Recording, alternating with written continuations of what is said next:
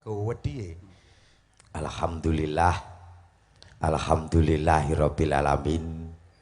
Sholatu wassalamu alaikum warahmatullahi wabarakatuh. Sik kene iki nggene para kiai, nggene pondok pesantren. Nyun sewu nek enten salam dijawab nggih ampun cengengesan. Nyun sewu nggih. Assalamualaikum warahmatullahi wabarakatuh. Waalaikumsalam. Alhamdulillah. Alhamdulillahirabbil alamin. Sholatu wassalamu alaikum warahmatullahi wabarakatuh. Kok padha cengengesan ya to? Cengengesan gundulmu kuwi. Kowe iki lho perkarane kowe iki kleru mulane ibu-ibu padha ngguyu. Lek kowe bener mesti ibu-ibu meneng. Kleru karo wek sapa? Kowe jariman. Koso wae sapa? Kata-katamu niku lho sing salah nyuwun sewu lho Pak Iki mukadimah lho. Mukadimah tapi kata-katane mboten bener kan akhirnya ngeten iki, Pak. Salah kedaden Mas, kowe salah kaprah. Sing bener ngeten iki. Contone tak dodok. Assolatu wassalam. Sik to Mas, kowe meneng sisih, aku sing belajari kowe. Ngono lho. Assolatu wassalam isik to komet. Aku menengi. Kamu diem dulu. Kamu udah umi-umi itu ganggu konsentrasi aku tahu. Yuh. Raine kaya toren. Tahu. Torennya ada banyu loh Mas. Iya, tandon. Iya. Nek ngomong tandon kuwi kok iso. Lagi ada banyu kok iso tandon. Ngono kok kleru. Iya padha ngono ya. Ya padha. Kowe iki nek ngomong aja nyembur-nyembur to Mas. Ya, Pak. Ababmu lho gak enak. Lah aku apa ngongkon nyedot? Lah cedak irungku kok gak nyedot piye? Tuh aku tawa ora kok. Ngene lho sing bener. Assolatu wassalamu ala asrofil anbiya wal mursalin. Ngono lho. Berarti kurang ambyak. Ambyaki pari to piye kok ambyak. Niki nek omong angger to jebles kok Pak, mboten dipikir dhisik. Perlu ngaji ning jenengan benerke, bener tak dodok. Ngaji to, ngaji sedina tabat yade ra iso rampung. Bulet ae kowe. Ama ba'du. Halah halu. Lho apa kok terus sama Para bapak-bapak, ibu-ibu, dalu punika kula teng mriki, jenengan teng mriku. Duh. Mriki-mriku, Ki ape piye bocake? dalu punika saling mendoakan nggih menika masyarakat Nglewan. Mugi-mugi dados desa ingkang maju makmur, gemah ripah loh Cinawi. Amin. Allahumma Amin. amin. Niki enten napa? Duh. Kok jelas wayangan mosok ngene Oh, tahlilan. meneng ae kowe mau gak ngono. Iki jenenge komunikasi karo penonton ngene iki lho. Iya. Dalu puniki enten napa to? Nggih menika enten wayang. Adicaranipun nggih menika apa to? Mbuh. Bersih desa. Nggih. Bersih desa. Dalu punika bersih desa. Ngopo to kok kudu bersih desa nggih? Supaya resik. Nah, bersih desa menika kedahipun dipun uri-uri dipun lestarekaken awet napa? Bersih desa menika rak bentuk syukur kula lan panjenengan sami dumateng buminipun. Resik marang lahir lan batinipun. Rak nggih to, Mas. Lho, to. Ingsun ning kene. Kowe blocking ra ngomong-ngomong. Toren ning alih. Tandon gak penak. Pak Cahyo, aku mau rene agek rene iki rasane atiku mangkel. Lah mau sing ngarani iki lho aku gur ngetutne. Mboten trimo toren nek niku jek apik. Lagi mlebu teke, weh komete teko bareng aku ning gurine. Lho komet tok nggawa gapura jare. Ora le tersinggung. Ora tersinggung aku tapi Nggih, banget. matur nuwun Pak Lurah. Matur nuwun Bapak kami tua. Kami tuwa. Nggih, kami tua. Bapak Babinsa, Bapak Babin Kantipnas. Nggih menika pun alhamdulillah kula pun angkrab, Pak. Jadi Kali sinten? kali Pak Babin Kantipnas menika Bapak nggih menika Bapak sapa to sing enten? Pak Dito. Lho, niki lho, Pak Dito. Nggih. Pak Dito.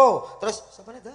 Pak Supri, Pak Supri, Pak Babinsa. Lah, Oh, niku bapak kami tua teng niki kan enten 3 dusun. 3 dusun. Dia itu Depok. Depok. Lah, sing Nggih.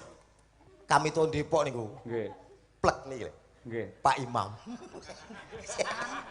Bareng Pak Imam Suwito. Jagong jejer kene payu. Lali tak teblak lah kok Pak Imam to. Tak kira dodok. Mulane Pak Imam iso jejer aku, Pak, mriko Pak jenengan lenggah sebelah mriko. Lah nyapa awake dhewe kaya kembar siam aku ngono. Tapi kan piyayine apik to Mas, Makmur tenang, makmur tenang. Wonten 3 dusun, mugi-mugi saking 3 dusun menika saling bekerja sama, bersinergitas yang baik mewujudkan desa Nglewan yang lebih maju dan makmur. Amin. Amin. Matur nuwun sampun ditanggap. Kula saged pepanggihan kali sedaya masyarakat Nglewan. Niki umpama kok mboten ditanggap awake dhewe kan merongos nang omah ya ra. Mula matur nuwun. Lah merongos kok sombong to Mas, kok sok. Mula kuwi matur nuwun karo masyarakat kene ngono lho. Bener. Menghibur iki selain bersih desa ugi menyongsong HUTRI yang ke pirang-pirang tahun. Kok iso pirang-pirang tahun kuwi melok negara iki wis suwi lho to. HUT RI yang ke-80 tahun nggih Pak nggih. Nggih. Ngono lho, mosok kowe sebagai warga negara kok ora ngerti ulang tahune negara kemerdekaan iki piye to kowe iki? Ngerti suwi. Suwi piye? Lah ya wis pirang-pirang tahun ki lho maksude kok yo. Ngono kuwi lho Mas, awake dhewe ditimbali mriki panggih Pak Kades, Bapak Suwandi. Nggih matur nuwun nggih Pak nggih. Niki nyambung silaturahmi awake dhewe iki seniman yo kudu golek dulur sing akeh teng mriki ngoten lho Mas.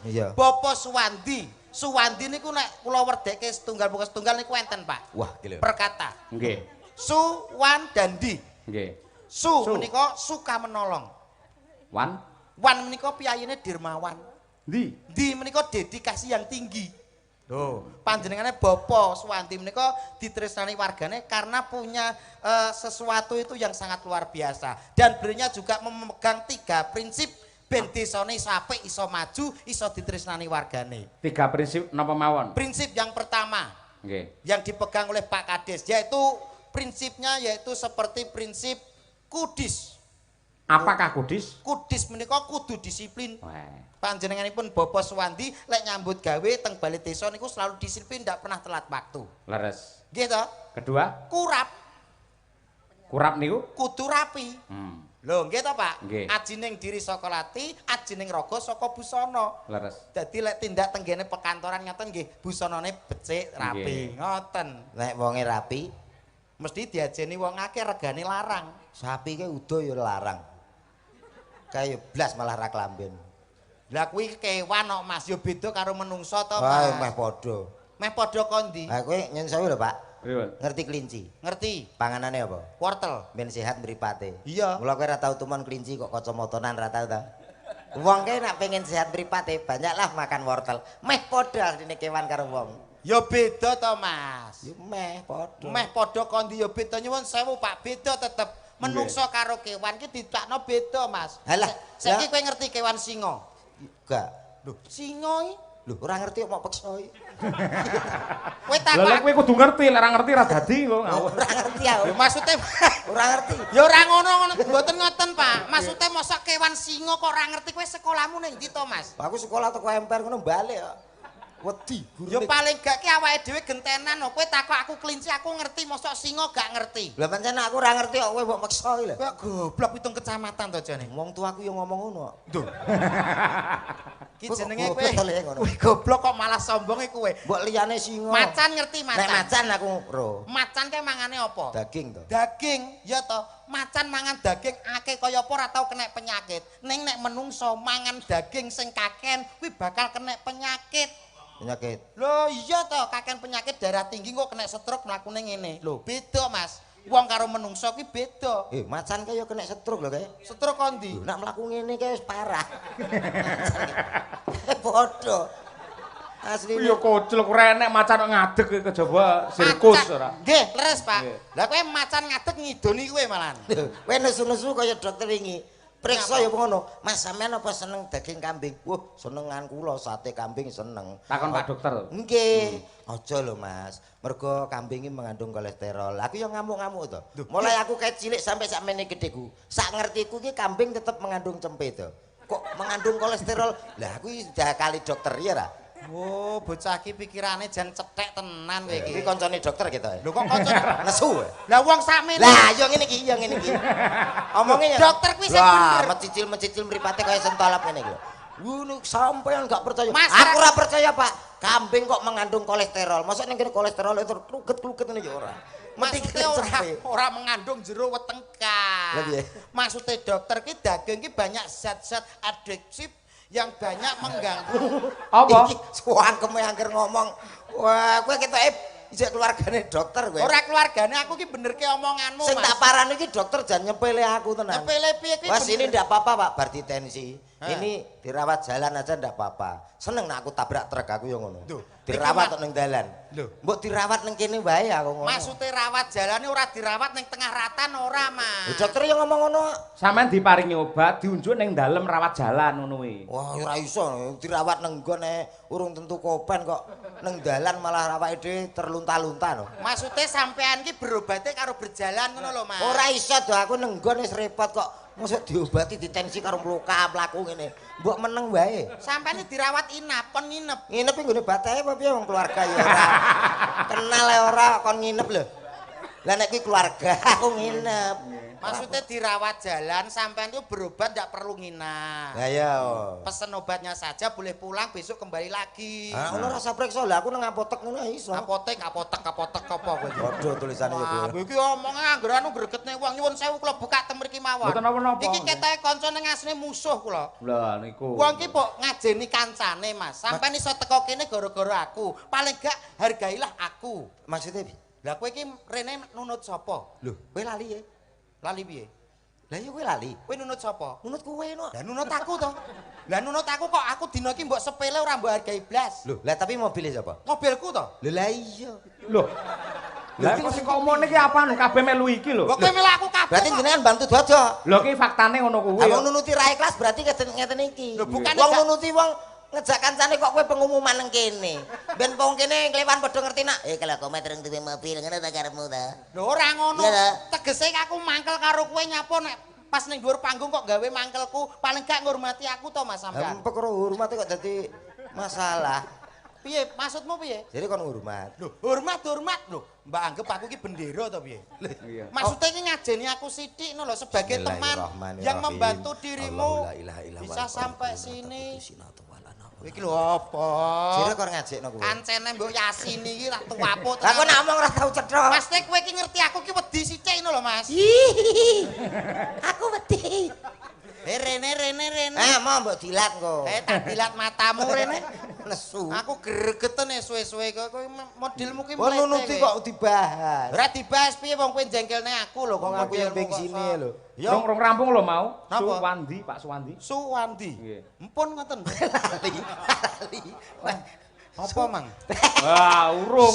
Prinsip yang dipegang ada 3. Oh, mau kudis kurap mau lho. Lho kok penyakit tok. Mari sewe kutil ki lho Pancen ganggu. tugasku nglalekno kowe. Ngono. Kurang siji ku apa? Kudis kurap sing setunggale kutil. Apa aku, Del? Kudu teliti. Oh, Anggene pun nyambut damel diteliti dipilah-pilah sing bener kangge memajukan desane. Oh iya. Kowe duwe apa jajal? Ora dipopo. Kowe iki modelmu kok modele kok nyepele wong to kowe. Neng kudismu kurapmu ya kalah karo kekku. Lah nggenmu apa? Aku iki nyun sewu niki dereng kletokne kejaba teng Klewan. Wah. Piye? Spesial berarti. Filosofi hidup. Apa? Mari kita nyontoh para demit. Nah. Lah iki urung. Lah wong kok mbok kon nyontoh demit iki piye to? Filosofi. Filosofine piye? Filosofi saja sepenuh artinya. Kita ambil artinya saja. Ada salah satu namanya. Ha. Kuwi jane ngrungokno aku apa ora? Iya, Lah apa? iya.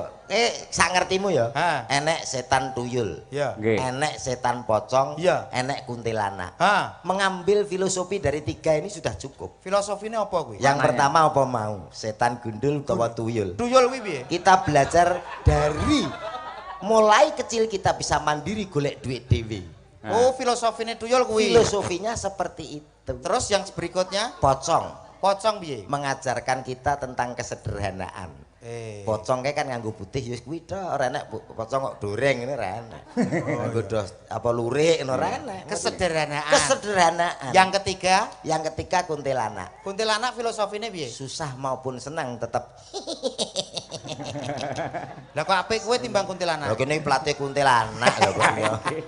Ayo nembang sing becik sing apik. Lho kok mau piye? Jajal ngicipi suarane komet, Pak. Nun, boleh. Nggih. Cobi. Ayo, Nggih. tak cobi, tak Panjen siarno. suarane ya jos niku kok. Piye iki? Pun ngerti. Kowe ten tak YouTube. siarne kok Oh, kono. Innalillahi. Artis pemayit jane kok yo. Lah piye? Yo siarno koyo MC tenan lho, Dok. Kados MC dangdut mboten apa-apa, Pak? Boleh, nggih. Jack 1 2. Bapak-bapak, ibu-ibu semuanya, selamat malam semuanya. Langsung saja tak panggilan binatang yang satu ini. Tak panggilin. Pak, panggilin binatang yang satu ini, cowok. Bintang yang satu ini, artis yang berikut ini. Berikut ini artis yang sudah sangat tercemar di mana-mana. Iya, maling po artis jane kok. Terkenal ya, terkenal di mana-mana di dunia maupun di akhirat. Wis tak siarne dhewe iso. Lah kowe iki kok sok. Aku radong. Iki kok nyanyi apa? Nyanyi lagu luar negeri kan. Mumpung ketemu kalih kula. Lagu Inggris iso, nek Roma mesti iso kowe. Oh, apa ae ayo mumpung takok. Lagu. Pak Cahyo Kuntadi monggo. Lagu Inggris? Misalnya apa? Inggris. Lagu tentang apa? Lagu tentang percintaan. Rumah Irama wakeh. Piye kuwi? Hidup tanpa cinta bagai taman tak berbunga. Hai begitulah kata para pujangga. Aduhai begitulah kata para pujangga. Taman suram tanpa bunga. Percintaan ini oke tuh nek lagune. Kaya iso lho kowe. Lah iman-iman utekku takok sing angel neh. Oh, alah utek cilik mbayane kowe iki. Lagu tentang pitutur. Nasihat. Roma ya ana kuwi. Piye lagune? Yudi. Judi. Kok Yudi piye to? Banter kleru. Kowe kok pede to? Wong salah kok pede lagi kowe to, Mas? Judi. Ya, kuwi bener. Perkara ngono kok dadi nesu lho. Lah modele kok yakin lah timbang salah. Menjanjikan kekayaan judi. Menjanjikan kemenangan bokong. Bohong. Kaget aku kowe bak. Lah kok iso bokong ya Itu penek. tentang nasihat salah satune kaya ngono. Kuwi lagu Roma tentang nasihat. Iya. Lah nek misale lagu sing menceritakan tentang bangunan apa ya enek kowe? Enek. Piye lagune? Roma Irama? Piye lagune? 1001 macam cara membangun balai desa. Mau dibuat joglo atau biasa itu terserah Pak Lurahnya. Iya ra. Kowe kok yo iso lho. Tak awur mosok enek lagu dangdut tok bangunan. Oh, kowe angger jebles ae. Nek lagu tentang kendaraan iso apa ora? Enek. Temane kendaraan. Lagune piye? Becak tak kandhani mung laku. Niku mboten mentok-mentok to, Pak? Mentok-mentok kuwi tembang lawas gitu lah cah cilik-cilik. Mentoke numpak becak. Karo kanca dhewe kok. Ya. Nek siji niki mboten saged, Pak. Wis. Ora enek siji kan. Iki lho. Lagu sing menceritakan temane tentang banci jajal. Banci. Belanti sing anyar kuwi. Iya, apa enek? Deni Caknan. Piye lagune? Dawa-dawa ganduli, dawa-dawa ngripeti. Nyantol-nyantol wekku. Kok iso nyantol-nyantol enek lagu tentang ngonoan. Niki wonten pamundhut napa, Pak? Niki wonten pamundhut Sri Huning Mustika Tuban. Niki Lintang Kairo men jumeneng Slendra Songo. Ha nggih. Ya, Nduk, jumeneng, Nduk. Nggih. Duduk, duduk.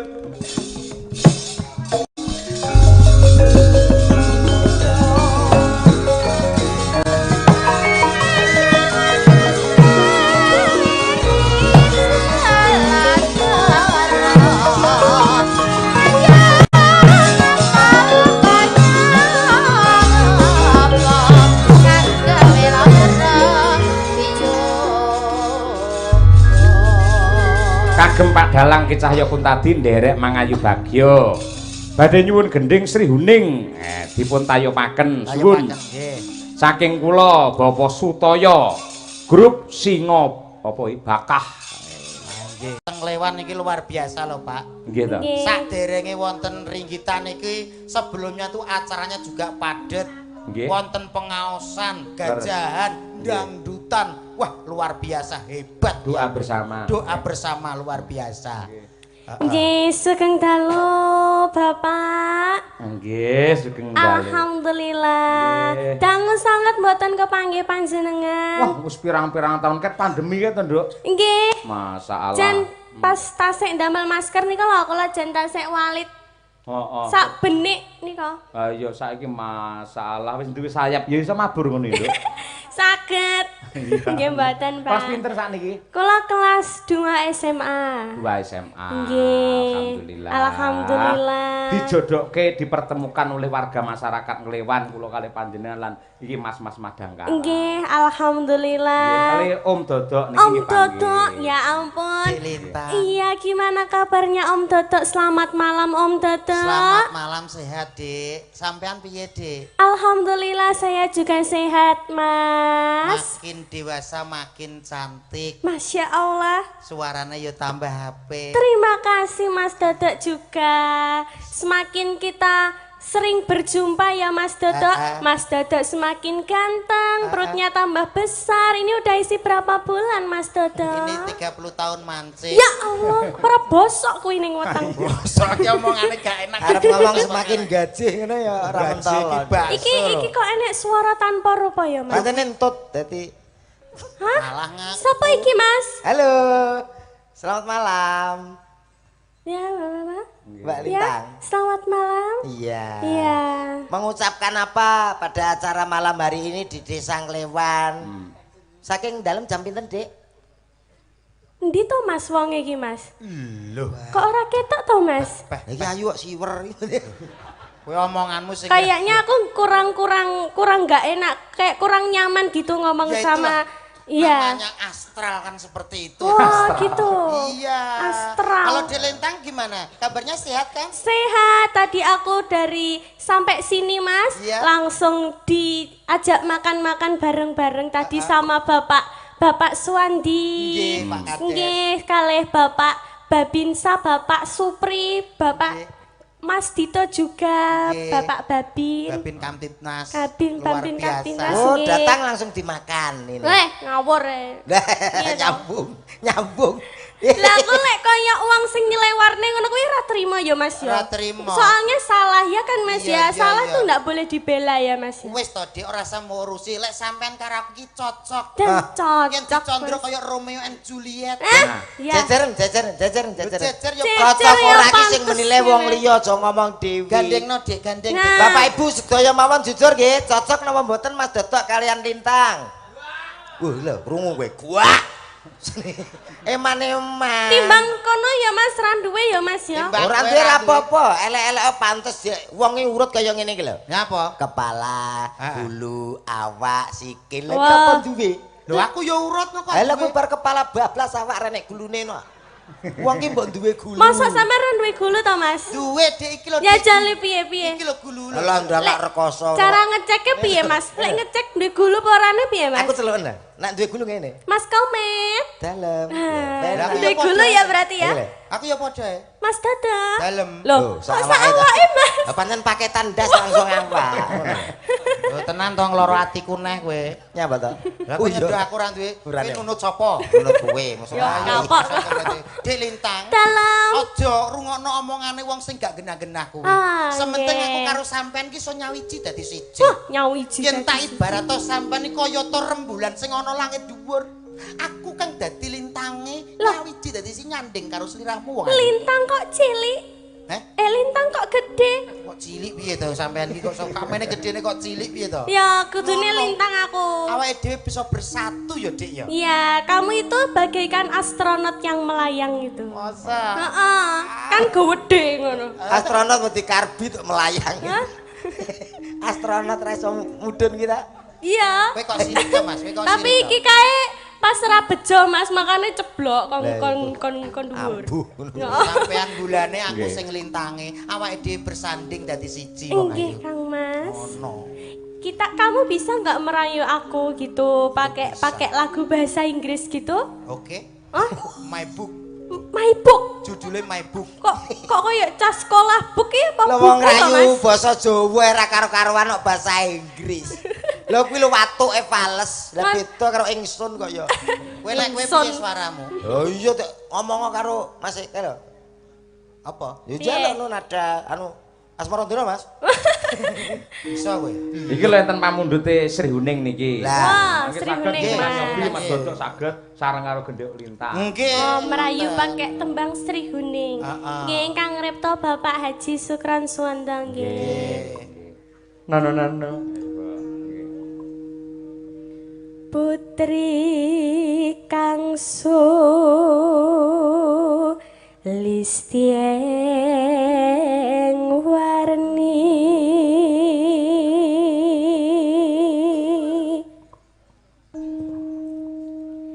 Serihaning emas tika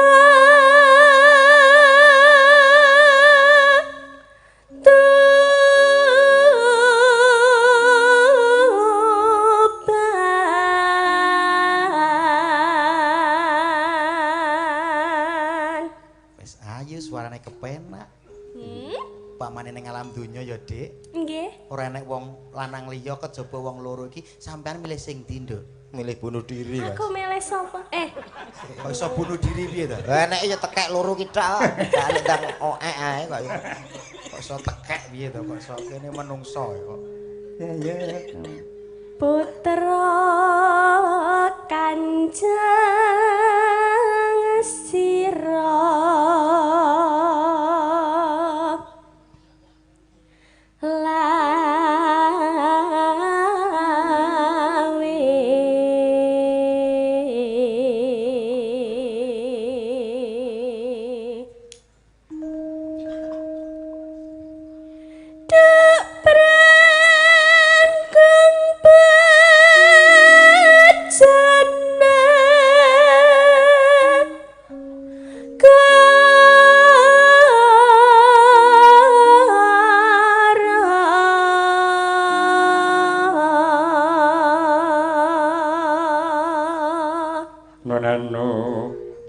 Bebela wirat maya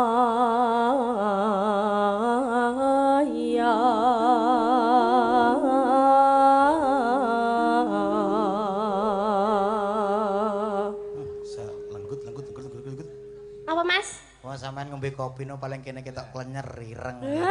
Saking putih kulite sampean. Mereka duwe gulu ya? Nggih. Sambale rono ne ta. Jenengan Kowe mari nek ora duwe gulu kaya ketok kopine. bener. Kabeh mari perbandingane bojomu. Lah ngombe susu ya ketok ireng ae. Lah nyapa? Masa yo ireng lho to. Ireng dia tapi kan manis. Wah, ngono. Timbang bojomu, Ben. Bojo kok gedine bobote 187 Ya, ya. lah kuwi bojo apa, Mas? Lah iki bojone iki mlebu jedenge lawange dibongkar dhisik kok. Aku rumah tangga iki dandan ping 18 lho. Jeding. Ngono Rambo Ijolo loro. Iki ciri-cirian loro ya apik. Ya. Gitu. Tan wurung Sri Huning gugur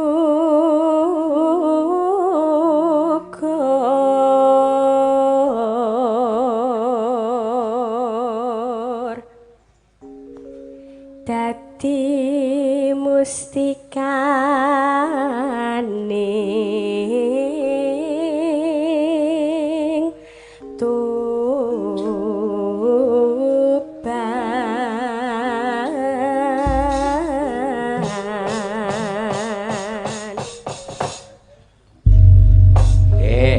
Nyun sewu nggih Bu Kesi. Ngapunten Pak niki kula minder sekali kula. Nyapa? Dalam kan Ibu nggih rumiyin ingkang ngajari kula nggih raketang titik-titik ngono lho Mas, nggih ikut diajari kula awet kula alit kelas 3 SD nika. Mulane nek wis diajari Bu Kesi sampai butekno iki. Nah, nggih nun sewu nggih Ibu nggih. Nggih. Mangke ketok lek grogi ndang raup mawon. Mumpung enek tandon nang kene iki lho. Ya tandone ra duwe gulu, Nduk. Oh iya. Nesu. Milih ora ngono kuwi ya. Milih tapi ya Mampet. takok milih ora ya milih wong tandon. Mangga Sri Huningipun gendhek lintang kai rumit in Kediri ya. Sri Huning Mas diketukan labu tresna lan sapaya pati marang Raden Wiratmaya kados prasaja anandara brahma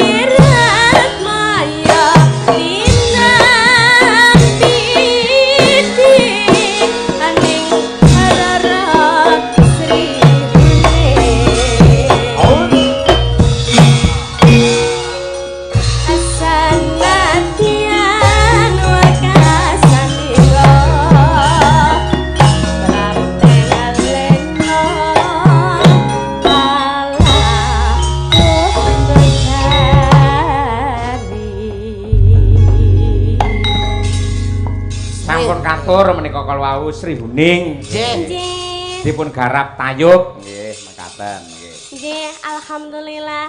Ugi ngaturaken sugeng dalu kagem Bapak kami tua Mas. Hari ini kami tuanya hadir ada 3. Nggih. Nggih, Bapak Imam. Pak Imam nggih. Bapak Manir. Nggih. Leru. Pak Menir kok. Bapak Manir ingkang Pak pundi nggih? Minarno. Dalam Pak Minarno. Bapak Winarno. Minarno. Nggih, kalian Bapak Hemi. Nggih, leres Hemi, nggih. nggih. Ingkang pundi nggih? Kene Oh, badhe duit. Nek omong sing cedhon, mungkin iki galak-galak kok salah dirabi kene.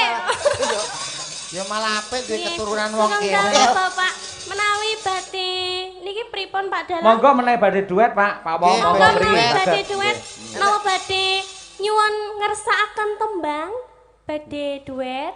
Iki mau wis info omong karo aku. Infone Pripun, piye, Mas? Mas? Mergo acarane iki saking dawane. Heeh. Sampai arep nyumbang lagu ki rawani. Lah nyapa Mas? Lah kira-kira ya ora metu kok ngerti. Wis entek Apa ora metu wis disiapne kabeh wis dicukupi kok Wis tenang siap wae. nih, Mas. Mboten iki monggo ingkang kersa duet Napa monggo mboten badhe napa-napa. dawuh rumiyin? Mboten menawi piyai mriki niku biasanipun pancen menikmati, Mbak. Menikmati. menikmati.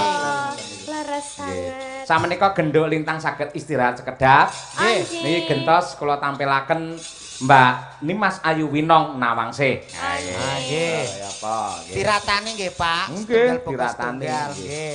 Kutak tang tak dadang dang dang. Oke, berpadu dalam melodi. Yo, Yo. monggo.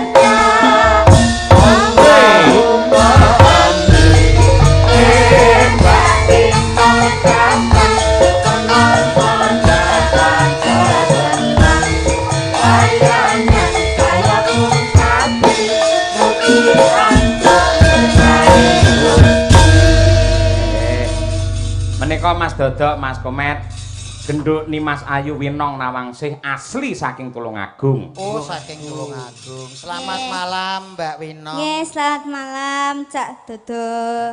Asli Tulungagung nggih. Iya. Perjalanan sini berapa jam? Saya aslinya Tulungagung tapi domisilinya di Solo. Oh, alas. Sampun hijrah teng Solo. Iya. Sampun hijrah teng Solo. Nama aslinya siapa? Winong. Mboten mesti nama untuk anak-anak kita nanti. Alah. Apa terus gelem mbok rayu kaya ngono? Menawa pas kilap kok ya. Ilang kondi kok. Lah wong elek nek gak ngeyel apa payu lho kok ya. Ya kok nyerang ngono. Nyatane kaya kowe jelasno dhewe. Mbak Winong sudah punya pacar? Belum. Oh. Alhamdulillah secara kebetulan saya juga belum punya pacar. Bagaimana kalau kita nanti ora usah suwe-suwe pacaran langsung nikah? Mau. Mau ternyata. Iki piye to gak Mas? nyangka lho. Anu to, Dek. Aku belajar gendeng. Pas ten bar ngombe pil sing randuk cengoh niki lho. Oh, Dadi pikirane Lah kaya di bang kono ki sing lanang hula-hulu kaya. Lho, ngene lho Mas, wong wedok kuwi ora samok peksa, ben saka ati nuranine dhewe sing jawab, ngono lho. Wah, jagakno kuwi ora oleh-oleh to nak aku. Lho, lah nek aku tak jajal dhisik, Mas. Iya, iya. Wong lanang ki menang milih, aja wedi dhisik. Dik Wino nggih. Nggih. Kalau boleh tahu sudah punya pasangan belum? Belum kebetulan. Piye kok sok Kenapa kok? Kenapa kok belangkonnya dilepas? Ya, biar kelihatan ketampanan saya. Wah. Kira-kira tampan enggak saya? Enggak, tapi saya mau tanya, Iya. boleh? Boleh. Ini bajunya kok disetapless sini, kenapa ya? Enggak anu toh. Aduh, kamu jangan buat aku wirang dong. Ini disetapless loh Pak Yoyo, serius. Deloken ini Pak Yoyo.